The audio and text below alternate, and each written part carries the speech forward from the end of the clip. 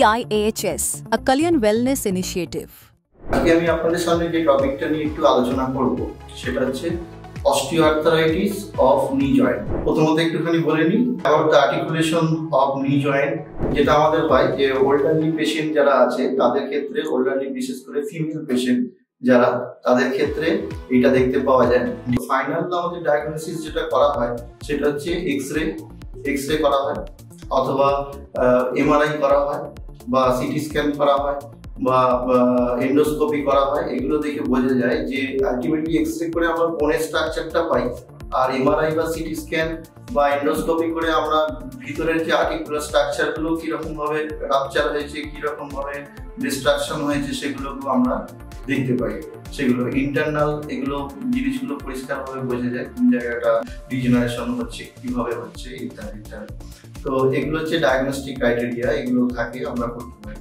তাছাড়া আমরা ওপর থেকে যেরকম ভাবে স্পেশাল টেস্ট করতে পারি, অনেক সময় প্যাটেলার ট্যাপ টেস্ট করতে পারি। প্যাটেলার ট্যাপ টেস্ট করলে কি হবে না, প্যাটেলা ফিমোরাল আর্থ্রাইটিস আছে কিনা সেটা আমরা বুঝতে পারবো, মানে প্যাটেলার আর্থ্রাইটিস আছে কিনা বোঝা যাবে।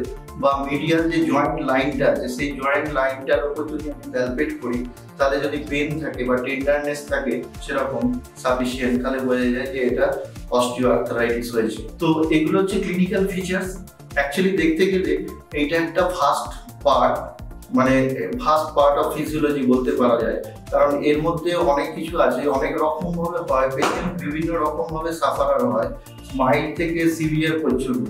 অস্টিওআর্থ্রাইটিসের যে ট্রিটমেন্ট ম্যানেজমেন্ট আছে, প্রথমত বলি মেডিকেল ম্যানেজমেন্টের কথা। মেডিকেল ম্যানেজমেন্ট বলতে গেলে non steroidal anti inflammatory drug apply করা হয়, অনেক সময় analgesic group of drug apply করা হয়, বা হাইড্রোকর্টিসন ইনজেকশন অ্যাপ্লাই করা হয় অনেক সময়।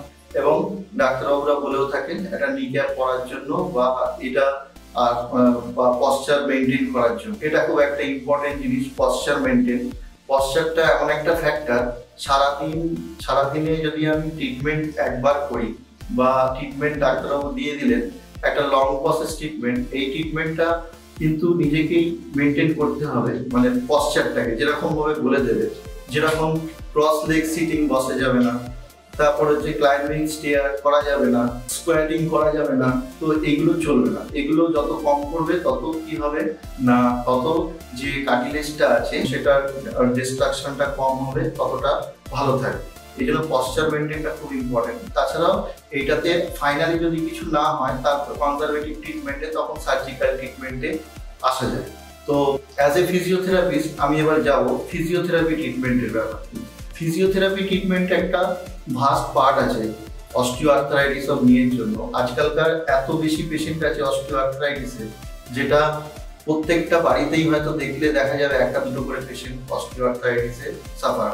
তো আমরা কি করি, প্রথমত বলে থাকি, যেটা অ্যাডভাইস দিয়ে থাকি, যে হট কিংবা কোল্ড দেওয়া হয় অ্যাকর্ডিং টু পেশেন্ট কন্ডিশন। ওপরে সুপারফিশিয়াল হিটিং মডালিটিস অ্যাপ্লাই করা হয়, আদারওয়াইজ কোল্ড থেরাপি অ্যাপ্লাই করা হয় যদি সোয়েলিং থাকে বা সিভিয়ার ইনফ্লামেশন থাকে, সেটা আমরা অ্যাপ্লাই করতে পারি। করার পর বলা হয় যে পশ্চারটাকে মেনটেন করতে এবং একটি নি ক্যাপ ইউজ করতে বলা হয়। তো প্রথম দিকে এরকম, তার সাথে সাথে এবার কি করা হয় না, ডিপ হিটিং মডালিটিস আমরা অ্যাপ্লাই করতে পারি। এর মধ্যে ডিপ হিটিং মডালিটিস বলতে আল্ট্রাসাউন্ড থেরাপি, তারপরে short wave diathermy, long wave diathermy, microwave diathermy, এগুলো আমরা অ্যাপ্লাই করতে পারি।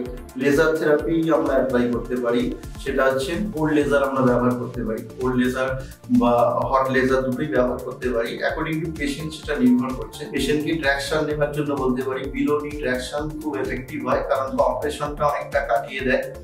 আর তাছাড়াও এখানে রয়েছে অনেক সময় প্রথম দিকে একটু টেপিং করে দেওয়া হয়। নতুন যে থেরাপিগুলো আসছে এখন, যেমন কাপিং বা ডাইনিংলিং, সেগুলো করা হয়, কিন্তু তার এফিকেসি এটা দেখে নিতে হবে যে কিরকম আছে না আছে, তার উপর ডিপেন্ড করছে পেশেন্টের সুস্থতা। তো যাই হোক, সবচেয়ে বড় যেটা সেটা হচ্ছে মুলিগান ম্যানিপুলেশন থেরাপি নি জয়েন্টের জন্য খুব এফেক্টিভ। যদি এরকম কোনো ডিফর্মিটি হতে থাকে, বা প্রোগ্রেসিভ ডিজেনারেশন হতে থাকে, বা কম্প্রেশনটা যদি থেকেই যায়, তো সেক্ষেত্রে আমরা যদি মুলিগান ম্যানিপুলেশন টেকনিক অ্যাপ্লাই করি, তাহলে সেটা খুব চটজলদি রিডিউস হতে পারে। তো আমি নেক্সট ভিডিওতে, আপনারা চোখ রাখুন ভিডিওতে।